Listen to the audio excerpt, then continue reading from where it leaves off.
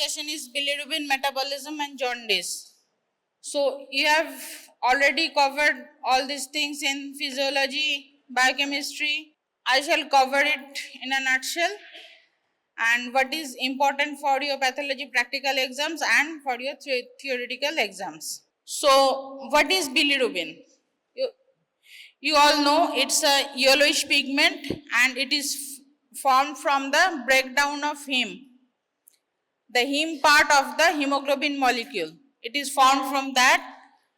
The normal level of bilirubin in the serum is 0.3 to 1.2 mg per dl in case of adults, and it in the blood it remains as unconjugated and conjugated form.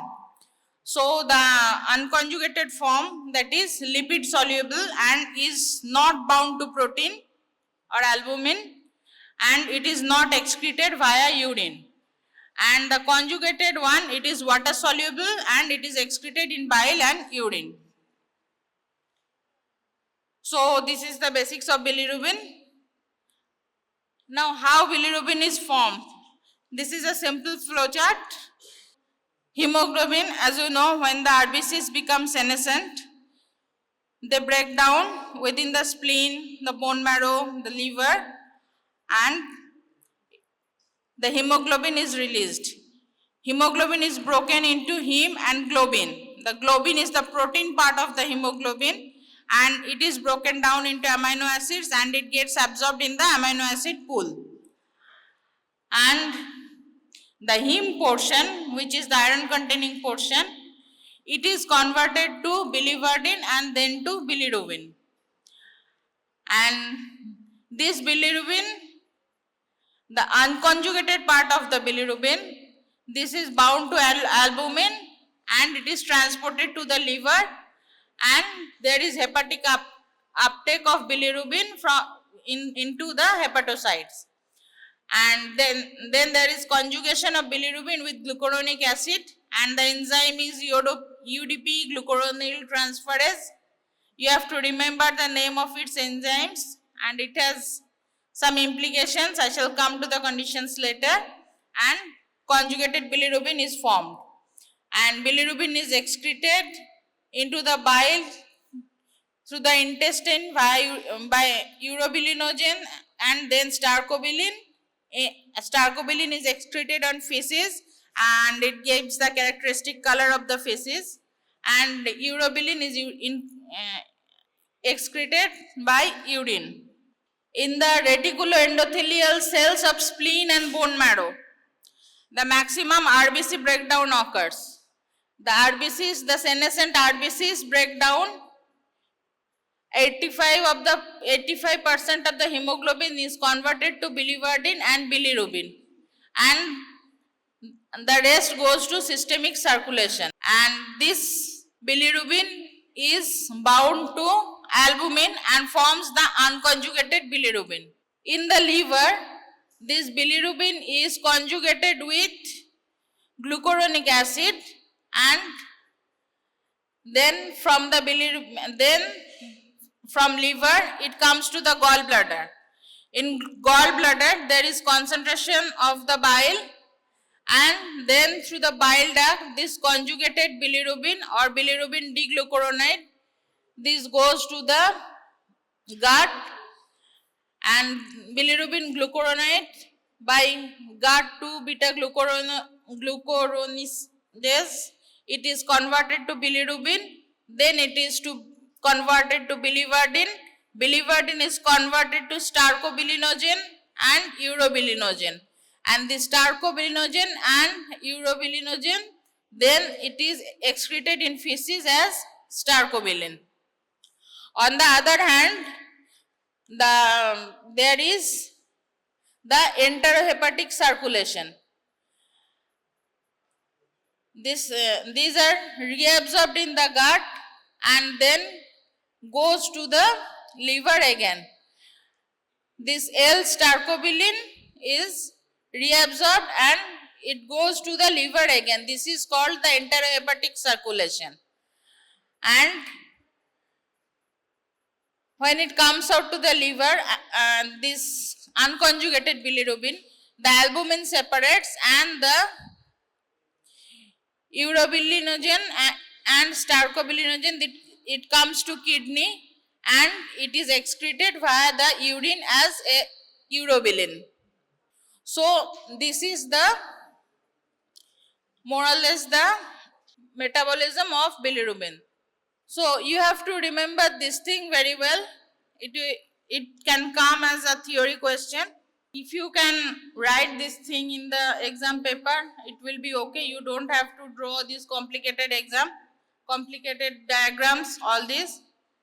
If you can draw this and explain, then that it will be very good. And even if you can draw this schematic diagram and explain, that will also bring you some marks. So the two types of bilirubin, what are the differences between the two types of bilirubin? The conjugated bilirubin is the water soluble bilirubin and bound loosely to albumin, and it is water soluble, so it is filtered through the renal glomeruli and excreted in urine. It is non-toxic and it is present in lower concentration in the blood, even in case of normal individuals. This unconjugated bilirubin, it is insoluble in water and tightly bound to albumin. It is not filtered through the renal glomeruli and it is not excreted in urine. And this unconjugated bilirubin is toxic to tissues. And this concentration of this unconjugated bilirubin is more than that of conjugated bilirubin. Normal serum bilirubin is 0.3 to 1.2 milligram per dl, and we shall call it jaundice when it exceeds 2 to 2.5 milligram per dl. So you have to remember the differences and the normal range. Detection of bilirubin, it will be dealt in the practical classes. We use the term jaundice very frequently, and jaundice and hyperbilirubinemia, these two terms are used interchangeably, but they are not the same thing. Hyperbilirubinemia is the condition of increased bilirubin in blood, and this you have to prove by chemical test of the blood, biochemical test of the blood. And jaundice is a purely clinical term. So what does jaundice mean? Jaundice is the yellowish discoloration of skin, sclera and mucous membranes due to hyperbilirubinemia and deposition of bile pigments. It is usually clinically detectable when the plasma bilirubin exceeds about 3 milligram per dl, and jaundice is not a disease but it is a sign that can occur in different diseases. So what we do? A patient, you have to examine the patient in daylight, not in artificial light. You will see the upper part of the sclera of the patient and you will find it to be yellowish in color. You have to examine the back of the tongue of the patient. You have to say that roll over your tongue and let me see the back of the tongue. In the back of the tongue you will find it to be yellowish in color. The palms, the soles, those also will be yellowish in color, and as the bilirubin level will rise, then the whole body, the skin will turn yellow.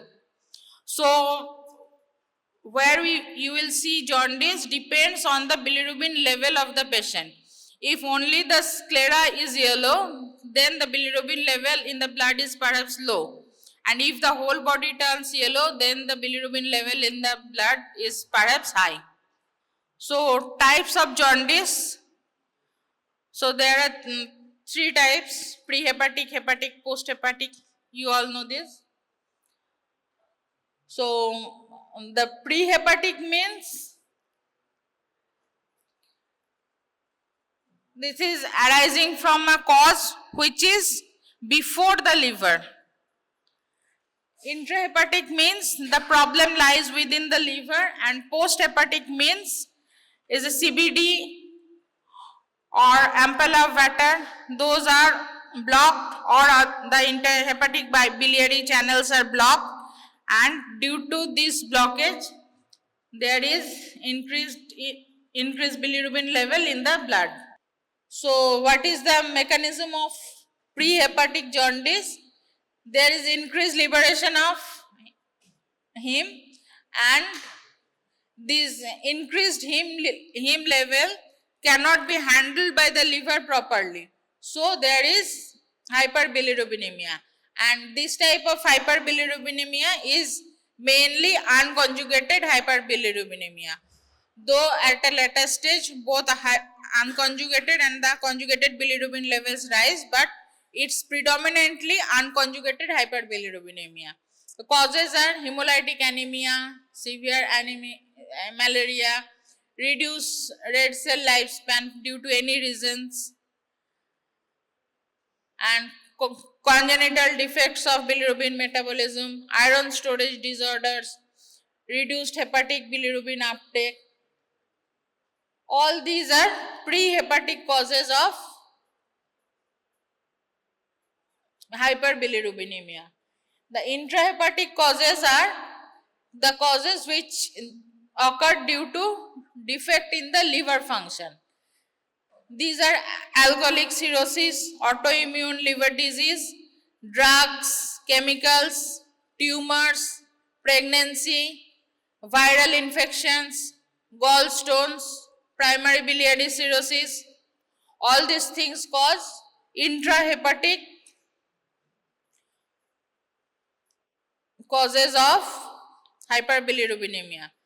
Now, viral or other infection, in this thing you will get the hepatitis viruses. So, you know the hepatitis viruses A, B, C, D, E, and also there are hepatotrophic viruses like EBV. These are hepatotrophic viruses. There are hepatitis viruses proper, and there are hepatotrophic viruses. And there are bacterial infections as well, like leptospirosis. They all cause hepatic damage and subsequent rise in bilirubin level. And post-hepatic is mainly the obstructive jaundice. This obstruction may be due to infection or inflammation of the biliary tree, gallstone, perhaps it is the most common cause, carcinoma of pancreas, gallbladder, bile ducts. All these block the common bile duct and the ampulla of Vater. These blocks, and due to this blockage, the bilirubin cannot pass to the intestine, and subsequently there is rise in the blood level. Any kind of pancreatitis, there will be inflammation around the ampulla of Vater, and the bilirubin level will rise because it will not be released in the gut, and drug induced hepatitis. So, there are many drugs which cause hepatitis. So, few of them, like some cause dose dependent damage to the liver, like acetaminophen, what you call paracetamol. Paracetamol causes a dose dependent damage to hepatic cells. Salicylates, dose independent damage. That means in these cases, if you reduce the dose as per the patient's requirement, then this problem might resolve. And the dose independent hepatocellular damage, these are the drugs: isoflurane, sevoflurane, dantrolene, ketoconazole, antidepressant, isoniazid, ethambutol, pyrazinamide. These all causes dose independent hepatocellular damage. Whatever dose you give, the patient will have some hepatocellular damage. These drugs are used, but these drugs have adverse effect on the hepatocytes. And methyl dopa or mefenamic acid, they cause hemolysis and subsequently hyperbilirubinemia. There may be cholestasis, and cholestasis occurs with carbimazole, oral contraceptives, chlorpromazine, erythromycin estolate. They all cause cholestasis and subsequent jaundice. So these are the drugs which cause drug-induced jaundice.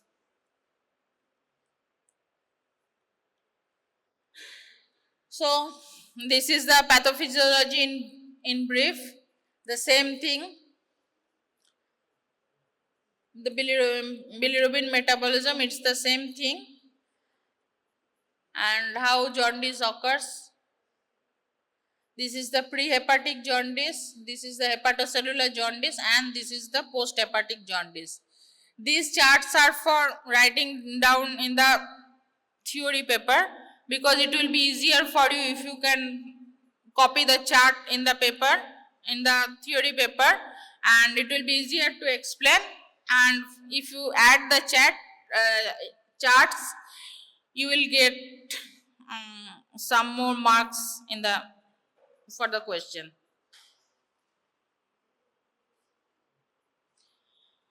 So jaundice itself is a sign, but if a patient is suffering from some disease which causes hyperbilirubinemia, then what will you see? You will see the yellowish discoloration of skin, mucous membrane, the sclera. There will be light colored stools and dark colored urine. When the bilirubin level is more, there will be itching of skin, nausea, vomiting, abdominal pain, fever, weakness, loss of appetite, headache, confusion, and when it goes to the stage of liver failure, we will get edema, ascites, and all these things. The cirrhosis of liver and hepatic failure have already been discussed. What will be the diagnostic test? So total bilirubin. In prehepatic jaundice, it will be increased or it may remain normal, but in hepatic, post-hepatic, it will be definitely be increased. Conjugated bilirubin, in prehepatic jaundice, it will remain normal, but in hepatic and post-hepatic jaundice, in both the cases, conjugated bilirubin will increase. The unconjugated bilirubin in prehepatic jaundice, it will be normal or increased. In hepatic jaundice, it will be increased. In post-hepatic jaundice, it may remain normal. In post-hepatic jaundice, mostly the unconjugated fragment will increase. Urobilinogen. Urobilinogen will be normal or increased in prehepatic and increased in hepatic jaundice, and in post-hepatic jaundice, it will be decreased or negative. Urine color. In prehepatic jaundice, it will be almost normal, that straw colored urine. In hepatic jaundice, it will be dark because there will be a combination of urobilinogen and conjugated bilirubin. And in post-hepatic jaundice also, it will be dark colored, and we call it mustard oil colored urine. Stool color. It will be normal in case of prehepatic jaundice, normal to pale in hepatic jaundice, and in post-hepatic jaundice it will be pale. The various liver enzymes. In prehepatic jaundice, the alkaline phosphatase, alanine transferase and aspartate transferase, this will remain normal, and in the hepatic and post-hepatic jaundice, these liver enzymes will increase. Conjugated bilirubin in urine. In prehepatic jaundice, obviously it's not present, and in hepatic and post-hepatic jaundice, it will be present.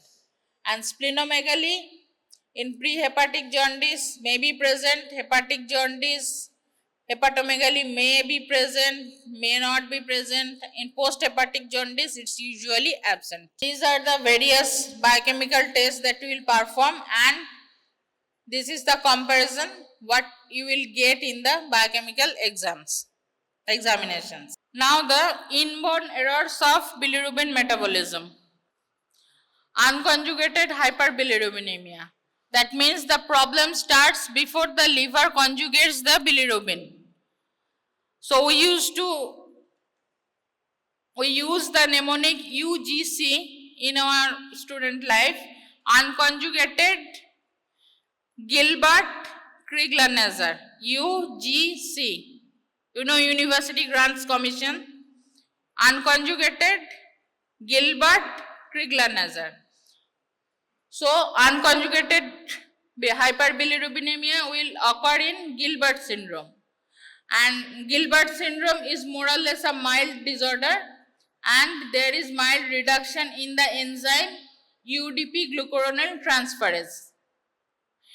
It is inherited as an autosomal recessive disorder, and there will be mild and intermittent jaundice. The bilirubin level will rise intermittently, such as in case of stress or fasting. The bilirubin level will rise, and there is no hemolysis.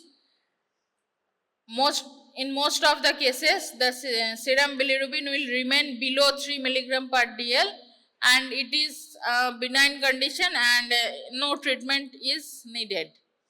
So, unconjugated, the first one is Gilbert syndrome. The second one is Crigler-Nazar syndrome, UGC. The C is Crigler-Nazar syndrome. Crigler-Nazar syndrome is of two types, type 1 and type 2. It is also inherited as autosomal recessive, and the defect is complete absence or partial absence of UDP glucuronide transferase. When there is complete absence, it is type 1 Crigler-Nazar syndrome. There will be severe neonatal jaundice and the risk of kernicterus. What is kernicterus? So, unconjugated bilirubin is something which is lipid soluble, and it can cross the blood-brain barrier. So, unconjugated bilirubin, when crosses a certain level like 15 mg per dl, it crosses the blood-brain barrier and causes damage to the brain. So, and this damage to the brain by the unconjugated bilirubin is known as kernicterus. So, kernicterus is a feature of Crigler-Nazar type 1, and here the bilirubin level goes very high, more than 20, and the treatment is liver transplant, otherwise it is a fatal disease. Crigler-Nazar type 2, there is the partial deficiency of the enzyme, and it is less severe than type 1, and it responds to drugs like phenobarbital, and the prognosis is it is moderate, and it can be managed by drug therapy. So, the unconjugated hyperbilirubinemia is covered, UGC is covered. Now, coming to the conjugated hyperbilirubinemia. Here there is the problem is after the conjugation. There is Dubin-Johnson syndrome. Here there is transport of conjugated bilirubin to bile. This part is hampered, and the cause is MRP2 transporter mutation. And the features include mild jaundice and black colored liver, pigment deposition. This is very characteristic of Dubin-Johnson syndrome. The liver will be pigmented, black colored liver, and the prognosis is benign. And another is Rotas syndrome. This is also conjugated hyperbilirubinemia, and there is impaired hepatic storage or reuptake of bilirubin. There will also be mild jaundice, and in Rotas syndrome there will be no liver pigmentation, and both these two conditions have a benign prognosis. So, these are the inborn errors of bilirubin metabolism. So, this is a comparative chart. Gilbert, Crigler-Nazar 1, Crigler-Nazar 2, unconjugated is raised. Gilbert, there is decreased enzyme, and it's mild. Crigler-Nazar 1, there is complete absence of the enzyme, and it is a severe disease. Crigler-Nazar 2, there is a partial deficiency of the disease, and it is a moderate disease. Dubin-Johnson and Rotar, there is conjugated hyperbilirubinemia, and Dubin-Johnson is due to transport defect and the severity is mild, and Dubin-Johnson has the characteristic dark colored liver. And Rotor syndrome, there is storage defect, and here also the severity is mild. Now, neonatal jaundice. Jaundice of the newborn. In newborn, we call it jaundice when the serum bilirubin goes above 5 mg per dl. So, the normal range in newborns and the normal range in adults are different. In newborn, we shall call it hyperbilirubinemia when the bilirubin is greater than 5 mg per dl. So, neonatal jaundice may be of two types. One is the physiological jaundice, another is the pathological jaundice. So, when a newborn is born,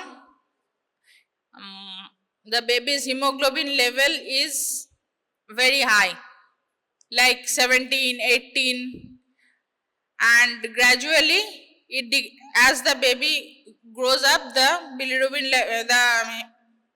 hemoglobin level decreases until it comes to the steady adult level. So what happens? After 24 hours of birth, there is RBC lysis. And these RBCs also have a shorter lifespan, and due to this increased RBC breakdown, the immature liver enzymes cannot handle the bilirubin, and there is low activity of UDP glucuronidase transferase, and due to this there is unconjugated hyperbilirubinemia. And this unconjugated hyperbilirubinemia, this usually fades away within the next 5 days. If this doesn't fade away, if there is persistence of physiological jaundice, then the baby may be suffering from some other disease. Then you have to look for any other defect, any other genetic defect, or any other. You have to look particularly for the thyroid hormones. So it generally goes off by 5 days, 5 to 7 days maximum. The physiological jaundice, the onset is always after 24 hours. You have to remember this, it is always after 24 hours. If jaundice occurs before 24 hours of the baby's birth, then it is never physiological. It is always pathological. The peak 3 to 5 days, and by 7 days it comes to normal, and the bilirubin level never goes above 15 mg per dl, and the baby will be otherwise normal. It will take feeds normally and things will be more or less normal, and then gradually this bilirubin level will go down. And pathological jaundice, it appears within the first 24 hours. It always appears within the first 24 hours, and here the bilirubin crosses this 15 mg per dl mark. So what is the relevance of this 15 mg per dl? When the unconjugated bilirubin level rises and the total bilirubin level rises to more than 15 mg per dl, then the bilirubin unconjugated fraction increases and it crosses the blood-brain barrier and cause kernicterus. So this is the importance of this 15 mg per dl. And you will see pediatricians, they take the baby for phototherapy, and phototherapy reduces this bilirubin level. So 15 mg per dl, below we can wait and see, but if it is 15 mg or more, then we have to treat the child with like emergency, because it will cross the blood-brain barrier and damage the brain permanently. And the rise of the bilirubin will be more than 5 gram per dl per day. the bilirubin level will rise. Like in the physiological jaundice, the bilirubin level will decrease. It will go up like for 3 to 5 days and then it will gradually decrease. Here, there will be rise of bilirubin level by more than 5 milligram per dl per day, and it will persist for more than 14 days. So this is pathological jaundice. So what are the causes of pathological jaundice? Like inborn errors of metabolism, Crigler-Najjar syndrome, type 2, type 1. Type 2 there will be less increase in the bilirubin. Type 1 there will be more increase in the bilirubin level. Then blood group incompatibility, Rh incompatibility, ABO incompatibility, G6PD deficiency, infections and genetic disorder. And there are some special type of bilirubin. One is called breastfeeding jaundice, breast milk jaundice. So these are not that harmful, and these will gradually, there is mild signs and symptoms and the patients gradually heal. So in case of neonatal jaundice, what test you will perform? You will perform the serum bilirubin, total, direct, indirect, and you will do a blood group test both of the mother and baby to see if there is any ABO and Rh incompatibility. You have to do the Coombs test, you have to do the hemoglobin level and the reticulocyte count. These are the tests you will perform in case of neonatal jaundice. Management, phototherapy and exchange transfusion, these are the mainstay of management.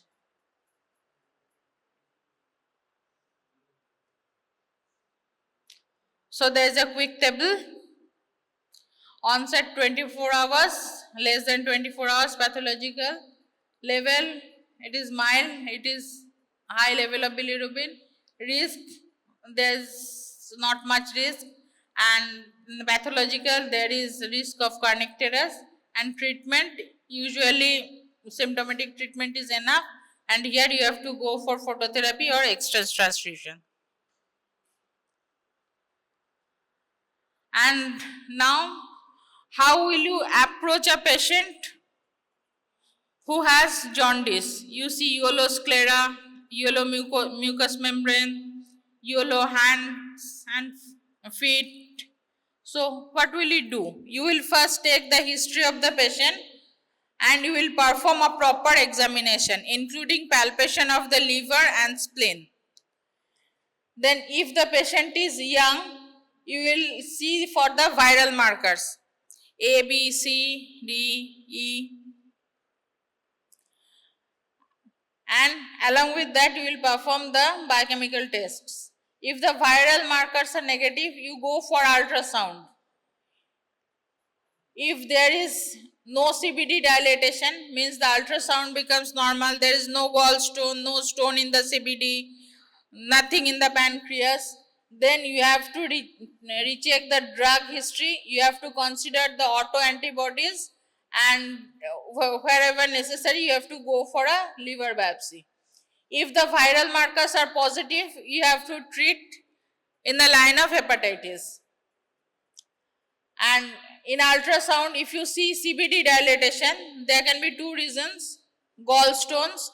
If it is gallstones, you have to go for surgery, and if it is other biliary tract obstruction, you have to go for MRCP. Magnetic resonance cholangiopancreatography. You have to go for MRCP. And if the patient is older and there is no risk factor of hepatitis, weight loss, there is no weight loss, you have to do ultrasound along with liver biochemistry along with viral markers. If the ultrasound is normal, if the viral markers are positive, you have to treat like viral hepatitis. If the viral markers are negative, then you have to treat like this. C for CBD dilatation, autoantibodies, drug history, liver biopsy, and if in ultrasound you see multiple, if you see multiple tumor-like metastasis in the liver, then you have to do a biopsy, a USG guided biopsy from the metastatic lesions, and with this with the biopsy report you can say it is metastatic or it is a primary liver tumor, and you have to treat accordingly. So this is a general approach to a patient with jaundice.